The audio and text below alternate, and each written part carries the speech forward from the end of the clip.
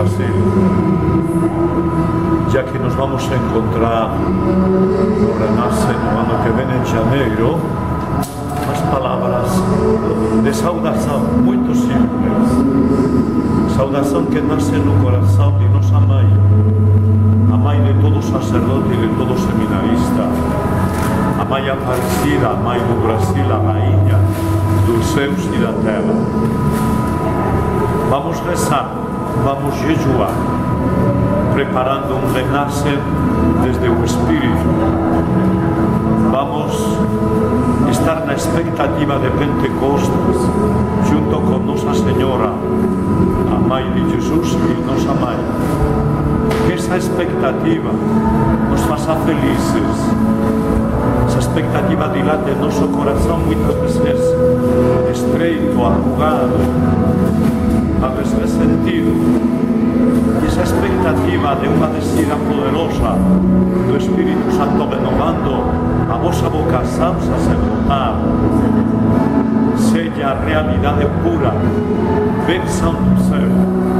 Vamos preparar este encontro em comunhão com a Santa Igreja, como estavam unidos os apóstolos no cenáculo, que seja uma rede de seminaristas em intercessão, levantando os braços para o alto e dobrando os joelhos no chão, no oferecimento, na oferta, no sacrifício, do louvor dos lábios e do coração, um louvor em poder, um louvor em glória, um louvor no Espírito que prepare verdadeiramente e disponha os nossos corações para esse canto majestoso, a glória do Senhor que enche o céu e a terra e que se manifesta de modo único, privilegiado na existência de um sacerdote.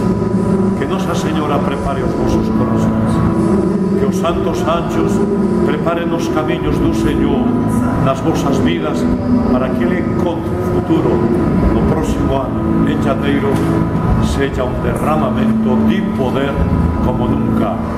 Saiam sacerdotes santos dessa vocação que já vos têm recebido e que tem que ser consolidado no amor, no louvor, no sacrifício, na paixão por Cristo crucificado.